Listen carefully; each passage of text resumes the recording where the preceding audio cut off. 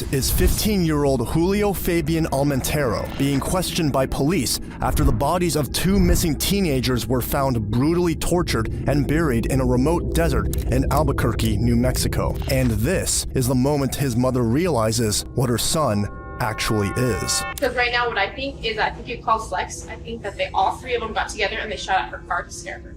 Because I know that they're connected to your brother and they love you. No, but not my son. Then who was there? Andrea. The police didn't know what to think at the start, but they soon discovered the alleged perpetrator, along with the motive for the heartless murders. Turned out to be more alarming than anyone wanted to believe. What comes next is a case that defies reason, logic, and explanation. A tragedy fueled by motives so dark and despicable that no one could have predicted what lay beneath them. The detectives had no leads and were left with nothing until a Snapchat video surfaced online showing 19-year-old Stephen Goldman, known as Calypso, 22-year-old Jimmy Atkins, called Flex, and 15-year-old Julio Almentero, nicknamed Fafa, savagely beating Ahmed and Collins in the backseat of a car. Julio, the youngest, was the first to be tracked down and taken into custody.